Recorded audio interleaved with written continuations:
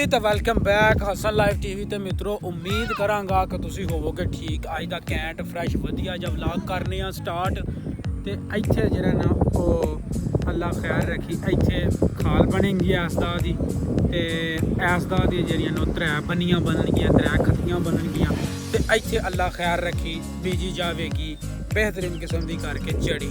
डंगरां वास्ते पट्ठे बीजे जाएंगे, चढ़ी बीजी जाएगी। इस पास जेह्ड़े न चढ़ी का एक दो लो वड्ड भी करते हैं। इत्थे असीं बीजिया ही स्टाला ते हुण स्टाला वड्डन तो बाद जेह्ड़ा ना इत्थे बीजिया जाएगा। अल्लाह खैर रखी चढ़ी अलहमदुलिल्लाह। ते मोहम्मद ते इत्तदा जेह्ड़े न ओह् भी आ चुके हैं ते हुण असीं जेह्ड़ा ना अपना कम्म शुरू करिए। पानी लगन लगिया काफ़ी ज़्यादा आसानी हो जाती है जदों खड्डियां पईयां होण ते हुण अल्लाह कीता शुरू होई। मित्रों बनियां पानियां शुरू कीतियां हन ते साढ़े कोल जेह्ड़ी कई ही ना सिर्फ दो हन ते हुण एक कई मैं होर लैके आया वां ते इहदे नाल मैं अपनी बनियां पानियां शुरू करांगा। ते नेरी इस टाइम अखीर करान डई है नेरी चेक करो।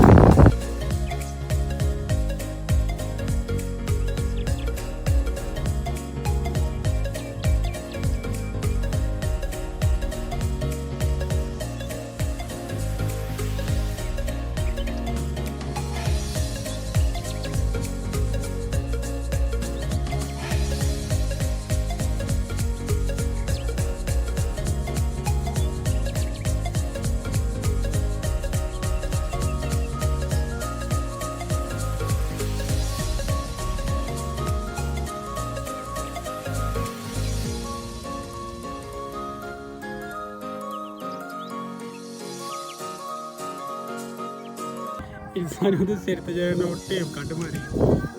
इर्जा तुमने क्या किया है? इर्जा तुमने क्या किया? हाँ लो जी, इर्जा ने टेप फाड़ के ना ए मोहम्मद को तुमने मारा, तुमने टेप मारी उसके सिर में, है ना। लो जी चीज़ आंदी ही है ना तो चीज़ ना सारी दी सारी इत्ते खिला छड़ी पैली दे तायाबू तो जी ना वो फिर तो टोपी भी ला के ले आती चौधरी। चलो टोपी पूरी दी पूरी जी खा ले वो बना ली अभी तो बस एवं जो ना आए हैं असल तो काम नहीं ना। किसने कितना काम किया? पिता नहीं किया काम नहीं करना। इसके साथ काम करो, काम करो, कारीगर साहब आ चुके हैं, काम करना साथ काम करो। शाबाश शाबाश शाबाश शाबाश। तुम थक तो नहीं गए? अब तो थक तो नहीं गए तुम? तो थक गया।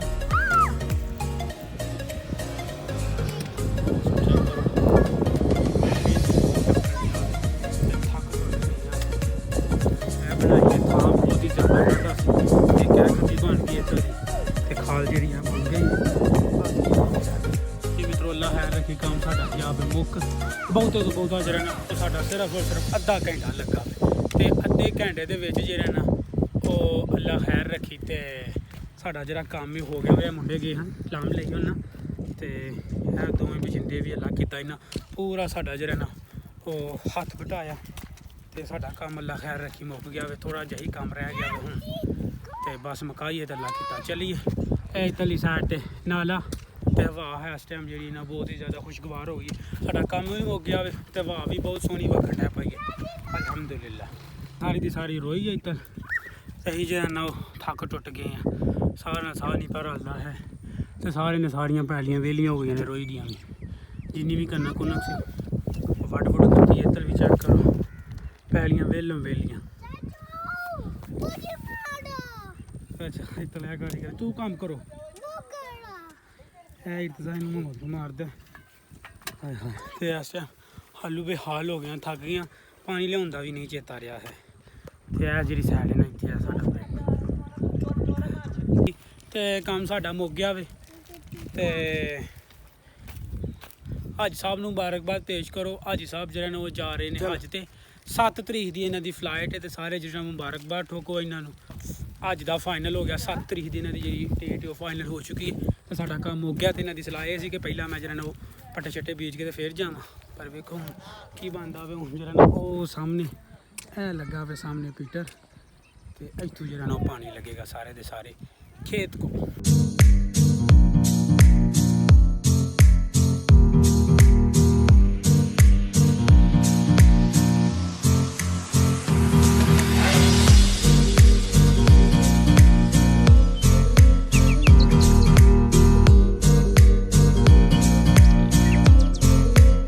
ਅੱਲਾ ਖੈਰ ਰੱਖੀ ਤੇ ਬਨੀਆਂ ਬੁਨੀਆਂ ਪੈ ਗਈਆਂ ਨੇ ਤੇ ਹੁਣ 1-2 ਦਿਨਾਂ ਤੱਕ ਮੌਸਮ ਨੂੰ ਵੇਖ ਕੇ ਤੇ ਇਨਸ਼ਾਅੱਲਾ ਤਾਲਾ ਜਿਹੜਾ ਨਾ ਉਹ ਪਾਣੀ ਲੱਗੇਗਾ ਇਨਸ਼ਾਅੱਲਾ ਅੱਲਾ ਖੈਰ ਰੱਖੀ ਤੇ ਹੁਣ ਜਿਹੜਾ ਨਾ ਉਹ ਅਸੀਂ ਚੱਲੇ ਆ ਕੰਮ ਸ਼ਾਮ ਰੁਕਿਆ ਵੇ ਪਸੀਨਾ ਆਇਆ ਨਹੀਂ ਉਹਦਾ ਰੀਜ਼ਨ ਇਹ ਵੇ ਕਿ ਵਾਹ ਜੀ ਰਹੀ ਸੀ ਪਹਿਲਾਂ ਸ਼ੁਰੂ ਦੇ ਵਿੱਚ ਜਿਹੜਾ ਨਾ ਮੌਸਮ ਬਹੁਤ ਗਰਮ ਸੀ ਤਾਂ ਹੁਣ ਜਿਹੜਾ ਮੌਸਮ ਉਹ ਅਲਹਮਦੁਲਿਲਾ ਠੀਕ ਹੋ ਚੁੱਕਿਆ ਵੇ ਵਾਹ ਬਹੁਤ ਨਹੀਂ ਹੈ ਤੇ